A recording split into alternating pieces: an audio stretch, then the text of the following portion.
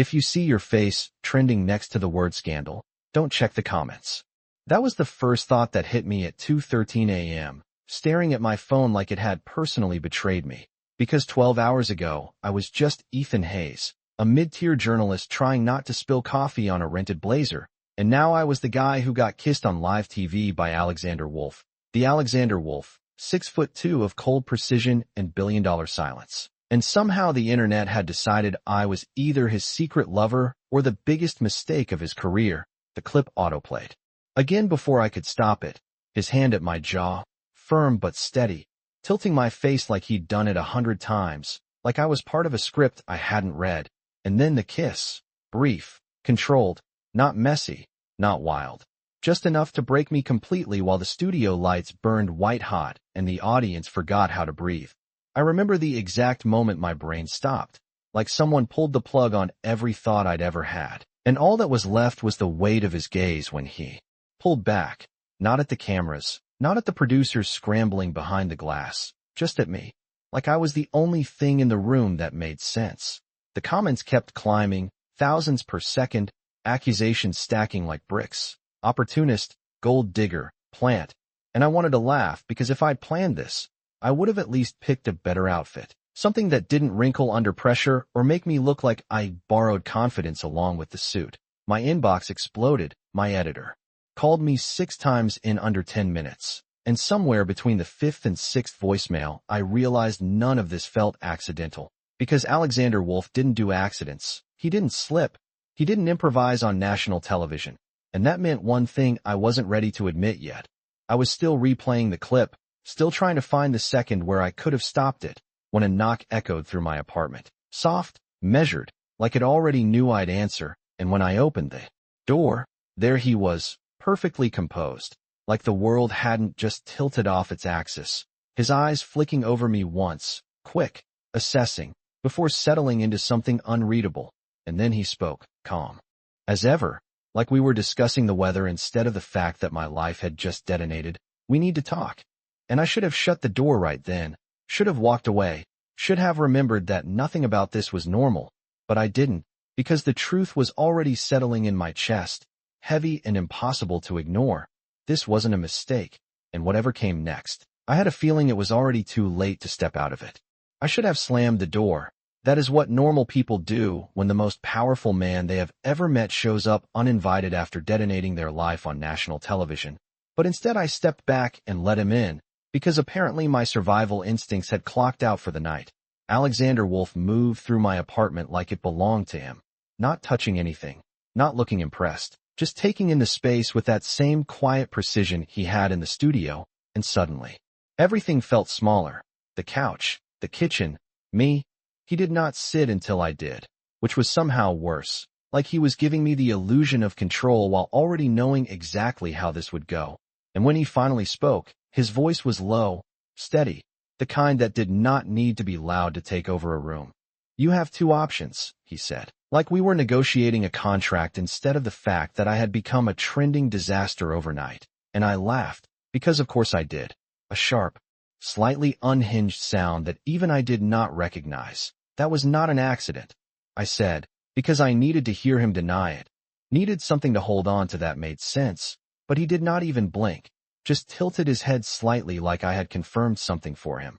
No, he said, calm, simple, devastating, and the room tilted again, not physically, but enough that I had to grip the edge of the table just to feel steady.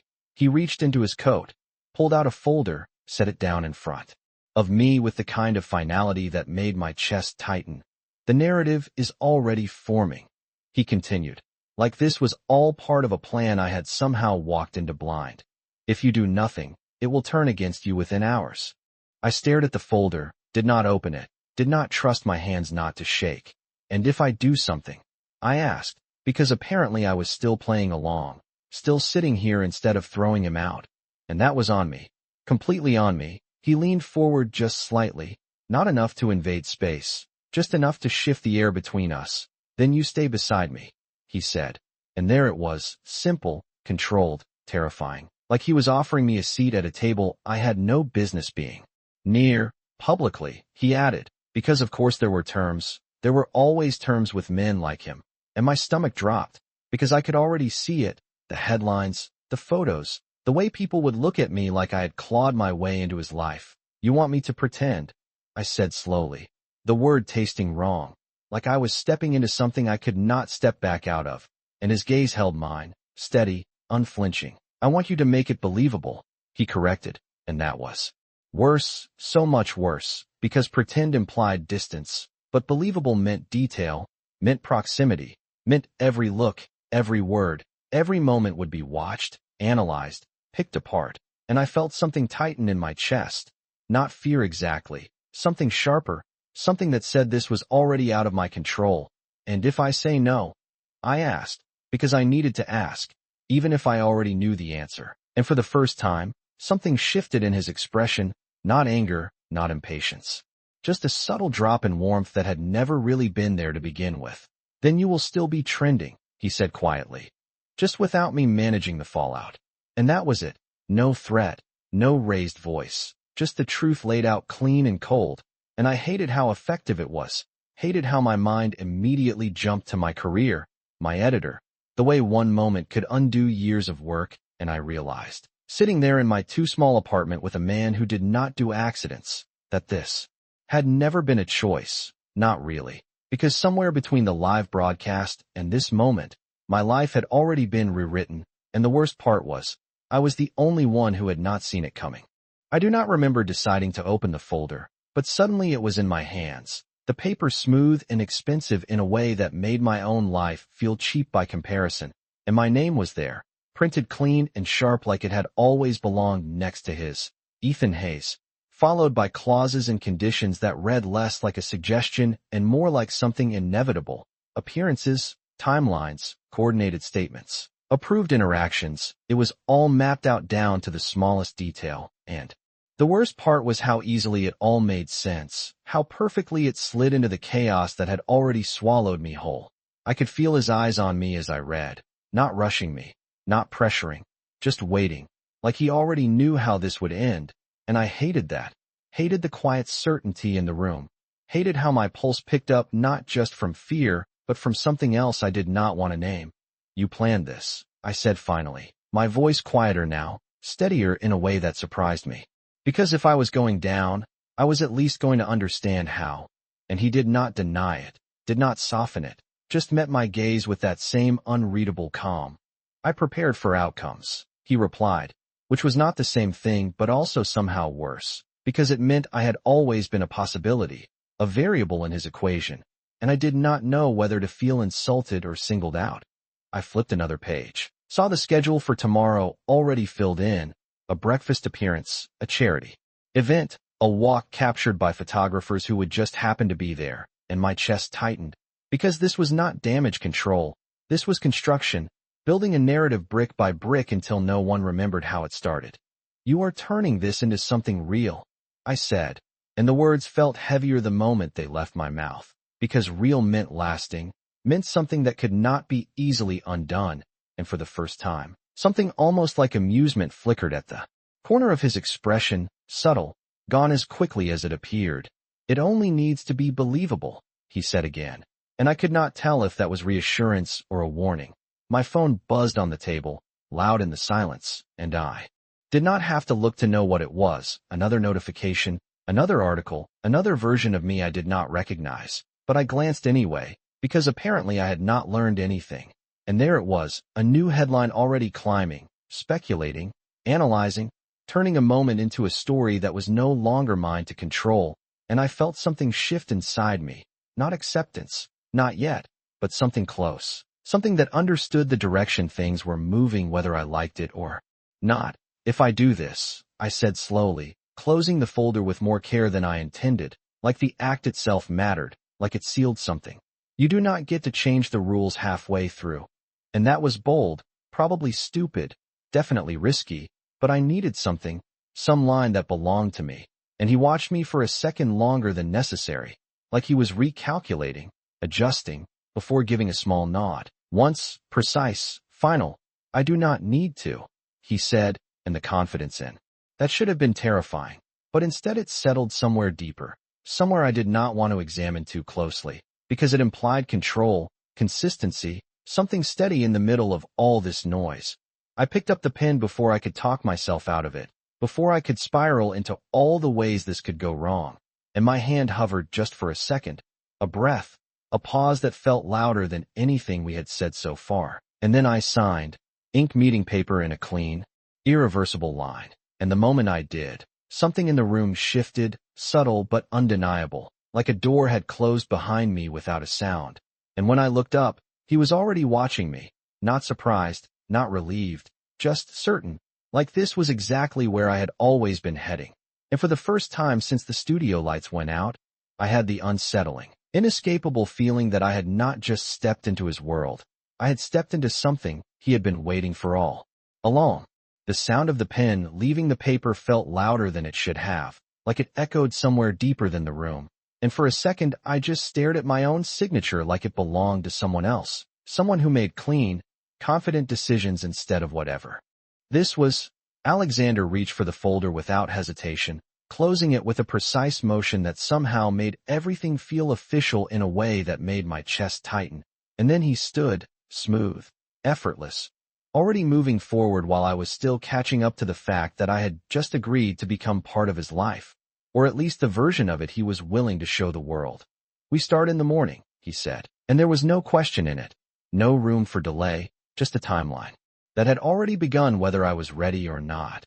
And I pushed out a breath I did not realize I had been holding, running a hand through my hair like that might reset something, anything, but nothing reset, nothing slowed down, everything just kept moving. "What does that mean exactly?" I asked, because details felt safer than the bigger picture, easier to hold on to, and he paused near the door, glancing back at me with that same steady focus that made it impossible to look away. "It means you will not be alone again," he said, and the words landed heavier than expected, not threatening, not comforting, just certain, like he was stating a fact about gravity or time, and I did not know whether to feel relieved or trapped. He stepped closer then, just enough that I could feel the shift in the air between us, not touching, not invading, but close enough that my awareness sharpened in a way that made my thoughts stumble. And he adjusted the collar of my shirt, a small, almost absent gesture that felt far too deliberate, his fingers brushing fabric, nothing more, but my breath caught anyway, because it was the first time he had touched me since the studio, and this time there were no cameras, no audience, no reason except his own decision.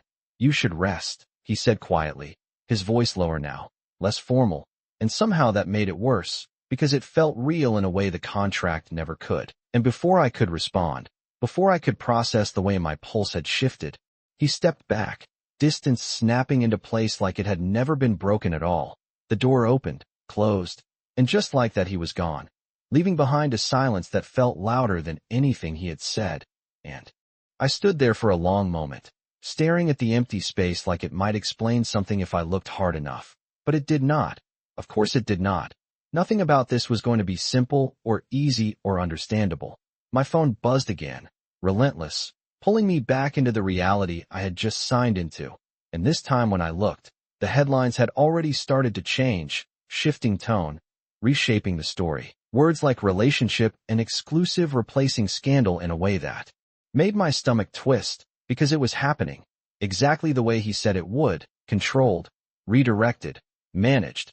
I sank onto the couch, rubbing my hands over my face, trying to ground myself in something familiar, but everything felt slightly off, like I had stepped half an inch out of my own life and could not find my way back. And the worst part was not the fear or the uncertainty, it was the quiet, creeping realization that somewhere between the kiss, the contract, and the way he had looked at me like I was already part of something bigger, a part of me was starting to wonder what would happen next, not just because I had to, but because I wanted to know. And that thought lingered longer than it should have, settling in the space he had left behind, steady, impossible to ignore, like the beginning of something I did not yet understand. I woke up before my alarm, which never happened unless something was very, very wrong. And for a second, I just lay there staring at the ceiling, trying to convince myself the last 24 hours had been some kind of stress-induced hallucination. But then my phone lit up on the nightstand, screen already awake like it had been waiting for me, and reality hit all over again, sharp and immediate. Notifications stacked on top of each other, messages, missed calls, headlines updating in real time. And right at the top was a new article with my name in it again. Only this time the tone had shifted, less accusation, more intrigue, like the narrative had been quietly redirected overnight without anyone noticing the exact moment it happened. Except I noticed, because I knew who was doing it. I sat up slowly, rubbing my face, and that was when I saw it, not on my phone, not online, but right there in my apartment, a garment bag hanging neatly on the back of my door that had not been there when I went to sleep, and my stomach dropped in a way that felt almost impressed, because of course it was already happening. Of course he had already moved things forward while I was still trying to catch up. I got out of bed, crossing the room like I was approaching something that might disappear if I moved too fast. And when I unzipped the bag, the suit inside was perfectly tailored, dark, clean lines, the kind of thing that did not just fit, it defined, and tucked into the pocket was a small card with a time and location printed in precise, minimal font, no explanation, no instructions, just expectation, and I let out a quiet breath that felt halfway between a laugh and a surrender, because this was not chaos anymore. This was structure, this was control, and I was inside it now whether I liked it or not. My phone buzzed again, and this time the name on. The screen made my chest tighten, my editor, calling again, persistent, relentless, and I answered before I could overthink it, because avoiding it would not make it go away. "Tell me you did not just sign your life away," she said immediately. No greeting, no build-up, just straight to the point like always, and I leaned back against the wall, staring at the suit like it might answer for me. "I am managing the situation," I said, which sounded like something I had borrowed from him, something too controlled to belong to me. And there was a pause on the other end, sharp, evaluating. "You sound different," she said, quieter now, and that hit harder than anything else, because I did not have a good response to that. Did not have a way to explain how quickly things had shifted, how easily I had been pulled into something that moved faster than I could think. "Just be careful," she added finally, and the concern in her voice lingered even after the call ended, settling somewhere. Uncomfortable, because careful implied risk, implied consequences I had not fully processed yet, and I pushed off the wall, forcing myself to move, because standing still was not helping, thinking too much was not helping, and the clock on my phone was already ticking toward the time on the card. I showered, dressed, adjusted the suit until it sat just right, and when I looked in the mirror, I barely recognized the person staring back, not because he looked different exactly, but because there was something in his expression that had not been there before, something sharper, more aware, like he understood he was being watched even when he was alone. The car was already waiting outside when I stepped onto the street, sleek, black, understated in a way that still drew attention, and the driver opened the door without a word, like this had been planned down to the second. And as I slid into the seat, the city blurred past the window, familiar streets feeling slightly distant, like I was already one step removed from the life I had known, and I realized, with a quiet, steady certainty that settled deep in my chest, this was only the beginning, and whatever came next, it was not going to slow down. The car stopped in front of a glass building that looked like it did not belong to the same world I woke up in. All sharp lines and quiet money, the kind of place where everything moved smoothly because it was designed to, and for a second I just sat there, hand on the door handle, watching my own reflection in the tinted window like I was about to step into someone else's life again.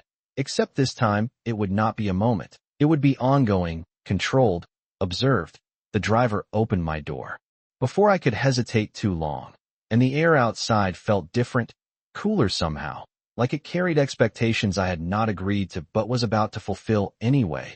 And the moment my shoes hit the pavement, I felt it, the subtle shift, the awareness, the way a few heads turned just a fraction too quickly to be casual, like people were already connecting dots that had been drawn for them overnight. I straightened my jacket without thinking, fingers smoothing the fabric he had chosen for me. And that realization hit again, quiet but persistent. None of this was random, not the timing, not the location, not even the way I looked right now. It was all part of something bigger that was already in motion. Inside, everything was polished and controlled, marble. Floors reflecting light in a way that made every step feel louder than it should have. And I kept my pace steady, matching the rhythm of the space, like I belonged here, like I had always belonged here. Even though my pulse told a different story, the elevator ride was silent, smooth, the numbers climbing faster than I could track, and for a second I closed my eyes, just a brief pause, grounding myself before the doors opened again, because I knew he would be there, exactly where he was supposed to be. And he was, standing near the far end of the room, phone in hand, posture relaxed but precise, like even stillness was intentional for him. And when his gaze lifted to meet mine, it felt like stepping into focus, like the rest of the room blurred just enough that he became the only fixed point. "You are on time," he said, not praise, not surprise, just acknowledgement, and I almost smiled at that. Because of course I was. He would not have allowed anything else, and I walked toward him, each step measured, aware of every eye in the room, even if they pretended not to look, aware of the cameras that were not obvious but definitely there, capturing angles, building stories. I had a feeling I did not have a choice. I replied, and his mouth curved just slightly, not quite a smile, more like recognition, like I had said something that aligned with what he already knew, and then, without warning, his hand settled lightly at the small of my back, guiding me forward. Subtle, controlled, but unmistakable, and the contact sent a sharp awareness through me. Not overwhelming, not inappropriate, just present in a way that made it impossible to ignore, because it was deliberate, because it was timed, because it was visible. "Stay close," he murmured, low enough that only I could hear it, and I swallowed, nodding once, because there was no point resisting something that had already been set into motion. And as we moved together through the space, I could feel the shift around us, the attention sharpening, the narrative locking into place exactly the way he said it would. Not scandal, not confusion, but something else now, something more controlled, more intentional, and the realization settled in quietly, steady and unavoidable. I was not just part of the story anymore. I was helping create it, whether I understood it or not. The room did not get quieter when we walked in, but it shifted, like the sound adjusted itself around him, conversations lowering just enough, glances sharpening just slightly, and I felt it in the way people looked at us, not directly, never directly, but in reflections, in passing, in the way attention followed without being obvious about it. His hand was still at my back, steady, not moving, not pressing, just there, a constant point of contact that anchored me in a way I did not expect. And I told myself it was part of the act, part of the image we were building, but that did not stop my awareness from narrowing around it. Every step, every breath, calibrated to the fact that I was being seen beside him, not as a stranger, not as a mistake, but as something intentional. We stopped near a small group of people who turned toward us with practiced ease, smiles ready, curiosity carefully disguised as politeness, and I felt the moment stretch, just a fraction, like a test I had not studied for, until his fingers shifted slightly against my back, a subtle cue, and I stepped half an inch closer without thinking, aligning with him in a way that felt natural and terrifying at the same time. "Ethan Hayes," he said, introducing me like my name carried weight now, like it belonged in rooms like this, and the way he said it, calm, assured, made it sound true, and I watched their expressions change, recognition flickering into place, not from knowing me, but from knowing him, from connecting me to him. And suddenly I was not just Ethan anymore. I was something attached, something defined by proximity. I smiled when expected, nodded at the right moments, answered questions that were not really questions, more like careful probes, and I could feel the rhythm of it. The way this world moved, smooth, controlled, every interaction measured, and I adapted faster than I expected, slipping into the role because it was easier than resisting it, because he made it look easy, because standing beside him felt like stepping into a current that carried you whether you wanted it or not. "You are doing well," he said quietly at one point, his voice close enough that it brushed the edge of my focus, and I glanced at him, just briefly, catching the way his gaze was not on the room, not on the people around us, but on me, like he was evaluating something more than performance, something I did not fully understand, and my breath hitched for a second before I looked away, grounding myself in something safer, something neutral, because that look felt too direct, too intentional. Cameras flashed somewhere to the side, subtle but present, and instinctively, his hand shifted again, guiding me just enough to adjust our position, angling us toward the light, toward the narrative being captured in real time. And I realized then, with a clarity that settled deep and steady, none of this was accidental, not even the way we stood, the way we moved, the way we looked at each other in brief, controlled moments that would be dissected frame by frame later, turned into proof of something people wanted to believe. Stay with me, he murmured again, softer this time, and it sounded less like instruction and more like something else, something quieter, something that lingered longer than it should have. And I swallowed, nodding slightly, because I was already there, already inside this with him, already part of something that was moving too precisely to be random. And as the room continued around us, conversations flowing, attention shifting, I felt the line blur just a little more between what was real and what was performed, and for the first time, I was not entirely sure which side I was standing on anymore. It happened in a moment that should have been forgettable, one of those small pauses between conversations where nothing important was supposed to occur, and maybe that was why it caught me off guard, because I was not bracing for it, not expecting anything beyond the careful rhythm we had already established. We had just stepped away from another group, the noise of the room softening slightly around us. And for the first time since arriving, there was a gap, a pocket of space where no one was watching too closely, or at least it felt that way. And I let out a breath I did not realize I had been holding, my shoulders easing just a fraction as I glanced at him, ready to say something, anything that felt normal, something that belonged to me instead of this carefully constructed version of us. But he was already looking at me, not in that distant, controlled way he used with everyone else, not with the calculated awareness of cameras and angles, but directly, fully, like the rest of the room had dropped away for him entirely, and the shift in his gaze was subtle but unmistakable, enough to make my thoughts falter mid-formation. "You are thinking too much," he said quietly, and I blinked, caught between denial and the uncomfortable realization that he was not wrong, that my mind had been racing in circles since the moment I stepped into this, trying to separate what was real from what was not, and failing every time. "Someone has to," I replied, my voice lighter than I felt, because humor was easier than admitting anything else, and for a second, something almost like amusement flickered in his expression again. Quick, controlled, gone before I could be sure it was there at all.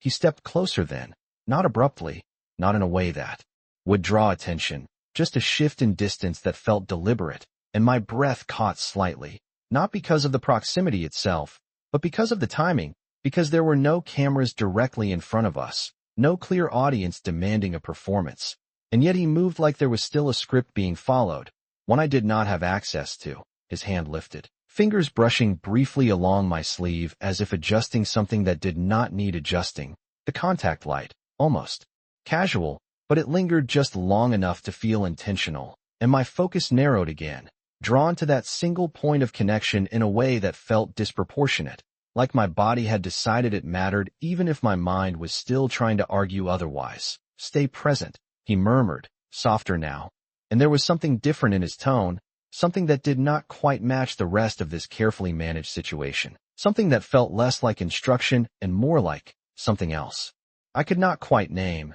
And before I could respond, before I could figure out what that shift meant, he tilted his head slightly, closing the distance just enough that the world seemed to narrow around us again. Not dramatically, not in a way that would cause a scene, but enough that it felt personal, focused, real. For a split second, everything stilled, the background noise fading, my thoughts pausing, and I became acutely aware of how close he was, of the way his attention held mine without wavering, of the fact that this moment was not being broadcast, not being captured in the same obvious way as before, and yet it felt more significant, more controlled, more intentional. And then he stepped back, just as smoothly as he had moved forward, the space between us returning, the room coming back into focus like nothing had happened at all, like it had just been another adjustment, another calculated movement in a series of them. But my pulse did not immediately settle, my thoughts did not immediately realign, because something about that moment had shifted the balance again, had blurred the line just a little more. And as he turned slightly, guiding us back into the flow of the event, I realized with a quiet, unsettling certainty that whatever this was, whatever we were building or pretending or becoming, it was no longer as simple as following a script, and I was not sure he ever intended it to be. The moment should have ended there, folded neatly into the rest of the day like another controlled detail. But it did not. It lingered, settling under my skin in a way I could not shake even as we moved back into the current of the room. Conversations resuming, attention shifting, everything continuing as if nothing had changed, except something had, and I could feel it in the way my thoughts refused to settle. Circling back to that brief, quiet pause where he had looked at me like there were no cameras, no audience, no reason to perform. I forced myself to focus, to follow his lead as he guided us through the next sequence of interactions, introductions blending together, names and titles passing by in a blur that I responded to on instinct more than intention, because thinking too hard about any of it felt dangerous now, like it would unravel something I was barely holding together. His hand returned to its place at my back when needed, adjusting subtly depending on who was watching, who mattered, and I started to notice the pattern, the precision behind every movement, every glance, the way he controlled not just what people saw, but how they interpreted it, and the realization should have grounded me, should have reminded me that this was all strategy, all calculation, but instead it made everything feel more uncertain, because if he could control all of that so easily, then what had that moment been, the one that did not seem to fit the pattern? "You are quiet," he said at one point, his voice cutting through the noise just enough to reach me, and I glanced at him, catching the slight tilt of his head that suggested he was paying more attention than he let on. Always paying attention, always aware, and I exhaled slowly, choosing my words more carefully than I usually would. "I am trying to keep up," I admitted, because that was the closest thing to the truth I could offer without exposing how far behind I felt. His gaze held mine for a second longer than necessary, searching, measuring, and then he nodded once, subtle, approving, like I had passed some unspoken test I did not know I was taking. And the strange part was, I felt something settle at that, something small but noticeable, like his approval mattered more than it should have. The event continued, time stretching and compressing in uneven waves, and eventually we reached the edge of it, the natural conclusion where people began to disperse, conversations tapering off into polite goodbyes, and I felt the shift again, the release of tension that came with the end of a performance. Except this did not feel like an ending, not really, just a transition into whatever came next. We stepped outside together. The air cooler now, quieter away from the controlled noise of the building. And for a moment, there was nothing pressing in on us, no immediate audience, no obvious expectations, just the space between one moment and the next. And I let out a breath that felt heavier than it should have, my shoulders dropping slightly as I turned toward him, ready to ask something, anything that might give me clarity, might anchor me back into something I understood.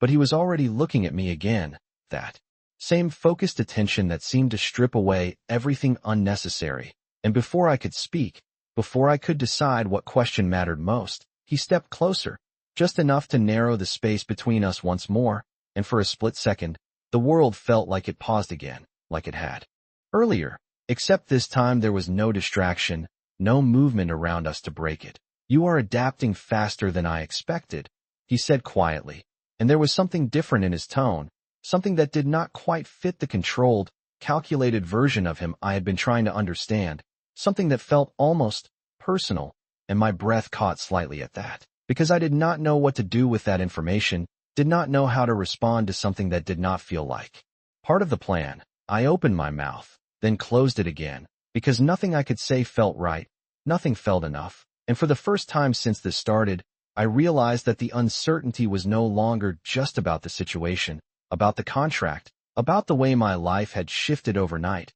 It was about him, about the way he moved between precision and something else I could not define, something that made it harder to tell where the performance ended and where something real might begin. And as that thought settled in, quiet but persistent, I knew with a clarity that felt both sharp and unsettling, I was no longer just trying to survive this. I was trying to understand him, and that might be the more dangerous part. The air outside should have cleared my head, should have reset something after the intensity of the room, but it did not. It only made everything sharper, more defined, like the quiet stripped away all the distractions I had been hiding behind, and suddenly it was just him and me and the space between us that felt smaller than it should have been.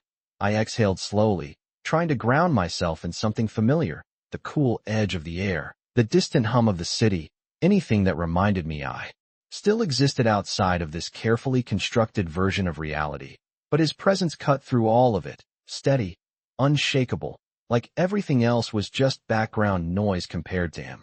"This is where it becomes easier," he said after a moment, his voice calm, measured, like he was explaining something simple, something inevitable, and I frowned slightly, my mind catching on the words before I fully understood them. "Easier," I repeated, because that did not match what I was feeling. At all. Nothing about this felt easy. It felt controlled, overwhelming, precise. In a way that left no room to breathe. His gaze held mine, steady as ever, and for a second I thought he might elaborate, might explain what he meant in a way that made sense. But instead he stepped closer again, just enough to shift the balance between us, and my breath caught. Not because of the movement itself, but because of the way it felt intentional, like every inch of distance was something he decided, something he adjusted without hesitation. "You stop questioning it," he said quietly. And the words landed heavier than expected, not as a command, not quite, but close enough that I felt it settle somewhere deep, somewhere that did not respond to logic as quickly as I wanted it to. And I shook my head slightly, more to clear my thoughts than to disagree. "That sounds like giving up control," I replied, my voice steadier than I felt, because if I did not hold on to something, anything, I was not sure where I would end up in all of this. Something shifted in his expression then. Subtle, almost imperceptible, but enough that I caught it. A flicker of something that did not quite fit the composed, untouchable version of him I had been trying to understand, and he stepped even closer, closing the remaining distance just enough that I could feel the change in the air between us again, sharper this time, more immediate. "You never had control," he said, not harsh, not mocking, just certain, like he was stating a fact that had always been true whether I acknowledged it or not. And the words should have frustrated me, should have pushed me back, but instead they settled in a way that felt uncomfortably accurate, like something I had been avoiding since the moment everything started. I opened my mouth to respond, to push back, to reclaim some part of myself that still felt separate from this. But the words did not come, not immediately, because something else was happening, something quieter but harder to ignore, the way his attention stayed on me, unwavering. Like I was the only thing he needed to focus on in that moment, and it threw me off balance in a way I was not prepared for. "Then what is this?" I asked finally, the question slipping out before I could filter it, because I needed to know. Needed something solid to hold on to, something that defined what we were doing, what this was becoming, and for a second, just a second, there was a pause, a break in the perfect rhythm he had maintained since the beginning, his gaze shifting slightly, not away, but inward, like he was considering something he did not usually have to consider, and that alone was enough to make my pulse spike, because it meant this was not entirely scripted, not entirely controlled. He did not answer right away, and the silence stretched just long enough to feel significant, just long enough to make me realize that whatever response came next might matter more than anything he had said so far. And as I stood there, caught between stepping back and staying exactly where I was, I understood something I had not fully accepted until now. This was not just about surviving the situation anymore. It was about navigating something far more complicated, something that did not fit neatly into contracts or public narratives, something that was starting to feel real in ways I was not ready for, and the uncertainty of that settled in my chest, steady and unavoidable, as I waited for him to speak. The silence stretched just a second too long, and in that second I felt everything sharpen, the air, the distance between us, the way my pulse seemed to echo louder than it should have, because whatever he was about to say was not part of the script, not something prepared or polished or meant for anyone else. And that realization alone was enough to hold me still. His gaze did not leave mine, steady, deliberate, like he was measuring the exact weight of the moment before deciding what to do with it. And then, finally, he exhaled, not heavily, not dramatically, just enough to mark the shift, just enough to signal that something had changed. "It is what you make it," he said, and the answer should have frustrated me, should have felt like a deflection, something vague and controlled, but it did not entirely, because there was something underneath it, something unspoken that made the words feel less like avoidance and more like a choice, like he was offering something without fully defining it. I frowned slightly, my mind catching on the phrasing, turning it over, searching for something solid to anchor to. That is not an answer, I said quietly, because it was not in the way I needed it to be, and for a second, something almost like acknowledgement flickered in his expression, like he expected that response, like he had already accounted for it.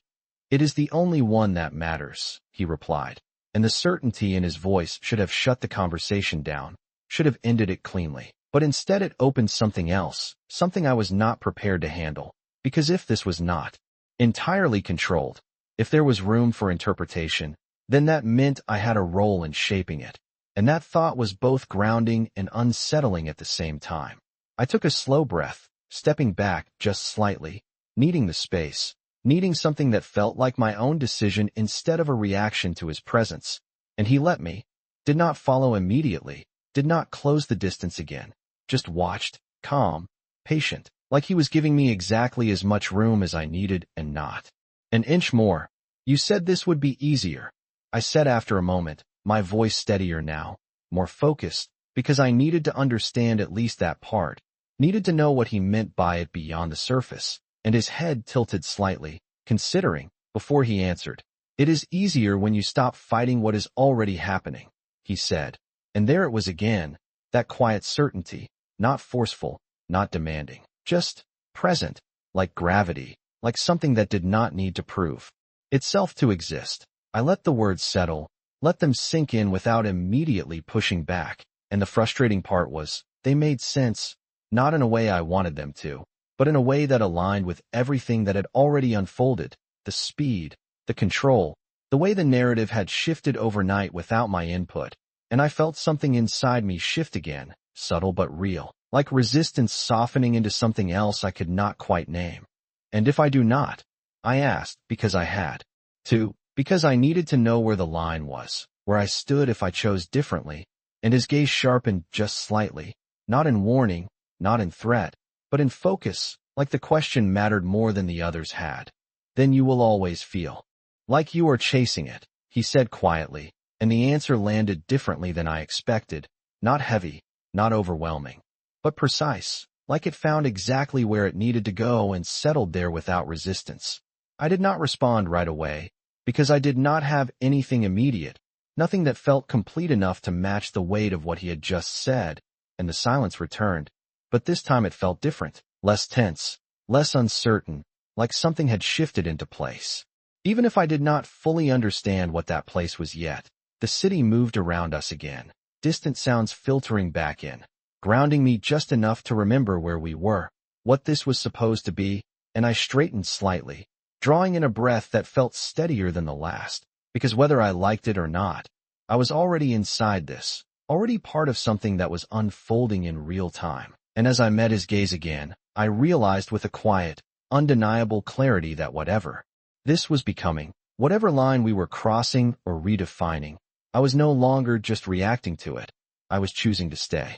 The moment I realized I was choosing to stay, something in the tension shifted, not disappearing, not resolving, but settling into something steadier, something that did not feel like resistance anymore.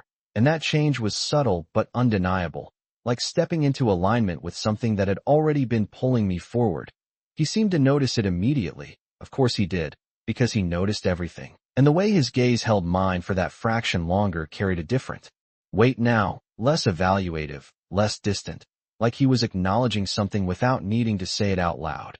Good, he said quietly, and the word was simple, almost too simple, but it landed with more impact than anything else he had said so far, because it felt personal, not calculated, not for an audience, just for me. I exhaled slowly, the breath steadying something inside me that had been off balance since this began, and for the first time, I did not feel like I was chasing the situation, trying to keep up with it. I felt like I was standing inside it, aware, present, even if I still did not fully understand where it was going. What happens next?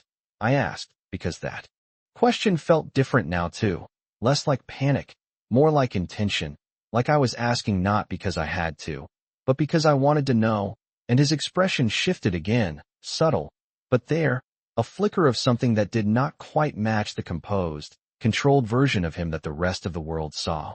"We continue," he said, and there was a pause after it, brief, but enough to carry weight. Enough to suggest that continue meant more than just maintaining appearances, more than just following the structure he had set in motion.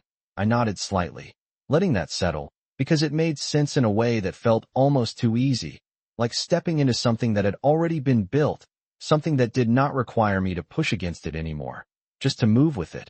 And that realization should have made me uneasy, should have raised more questions, but instead it felt steady, grounded in a way I had not expected. The city moved around us, people passing by, cars pulling up and leaving, everything continuing in its usual rhythm. But it felt distant now, like it existed on a different layer than whatever this was, whatever we were building between us, and I became aware of the way I was standing, the way I was facing him without hesitation, without that constant urge to step back or create distance. And that change was not something I could ignore anymore. He stepped closer again, not abruptly, not in a way that broke the moment, just enough to narrow the space between us once more, and this time I did not tense, did not instinctively pull away. I just stayed where I was, aware, present, letting the proximity exist without trying to define it immediately. And something in his expression shifted at that. Something quieter, something that felt almost like approval, but not in the same controlled way as before. "You see it now," he said, his voice low, steady, and I frowned slightly, not in confusion, but in thought, because I was starting to understand what he meant, even if I could not fully articulate it yet. And I nodded once, slowly, because denying it felt pointless at this stage, felt like stepping backward when everything else was moving forward. His hand lifted again, but this time it was different, not guiding, not adjusting for an audience. Just a brief, light contact at my wrist. A moment that felt entirely separate from everything else we had done so far, and my breath caught slightly, not because of the touch itself, but because of what it implied, because it did not fit into the structure, did not serve the narrative in any obvious way. "Then do not step out of it," he said quietly, and the words settled in a way that felt heavier than before. Not as a command, not exactly, but close enough that I felt it anchor somewhere. Deeper, somewhere that responded without resistance. And as I stood there, meeting his gaze without looking away, I realized with a clarity that felt both steady and unsettling, I was no longer just part of his plan. I was part of something that was unfolding between us, something that was no longer entirely controlled. And whatever came next, it was not just going to be about the world watching us. It was going to be about what we chose to make real. For a moment, nothing moved. Not the city, not the air, not even my thoughts. Like everything had settled into a fragile balance that could shift with the slightest change. And I realized how aware I was of every detail. The distance between us, the way his hand had just left my wrist, the echo of that contact still lingering like something unfinished. I held his gaze, steady now, not because I was unaffected, but because stepping away no longer felt like the right response, like the instinct to retreat had been replaced by something quieter, something more deliberate, and that change felt more significant than anything else that had happened so far. "This was never just about the narrative," I said slowly, the realization forming as I spoke it, because it had been building for a while now, piece by piece. Every moment that did not quite fit into the structure he had created, every look that lasted a fraction too long, every shift that felt less like strategy and more like intention. And his expression did not change dramatically, but there was a stillness to it that confirmed more than any words could have. "No," he said, and the simplicity of it settled deeper than I expected, because it meant everything else I had been trying to separate, performance and reality, control and choice, had never been as cleanly divided as I wanted them to be. I exhaled slowly, the breath steady, grounding, because accepting that did not feel like losing control anymore. It felt like understanding the terms of something I was already inside, something I had already chosen to stay in. "Then what is it?" I asked, not because I needed a definition anymore, but because I wanted to hear how he would frame it, what words he would choose when there was no audience, no expectation beyond the moment itself. He did not answer immediately, and that pause felt intentional, not avoidance, but consideration, like he was choosing something carefully instead of defaulting to what was easiest. And when he finally spoke, his voice was quieter than before, less measured, more direct. It is something we do not reduce to a single answer, he said, and the phrasing should have frustrated me. Should have felt like another layer of ambiguity, but it did not, because it matched what I was feeling, what I had been noticing, the way this had grown beyond something simple, something controlled. I nodded slightly, because I understood that now, even if I could not fully define it yet, and the strange part was, I did not feel the need to anymore, not immediately, not like before, when I was trying to categorize every moment just to keep up. The space between us shifted again, but this time it felt different, not something to navigate, but something to exist within, and when he stepped closer, I did not measure the distance, did not calculate the implications, I just stayed, aware, steady, letting the moment settle without forcing it into meaning.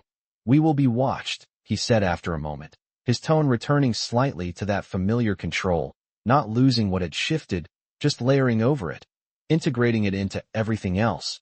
And I let out a quiet breath that almost felt like a laugh, because that part had never been in question, had never been avoidable.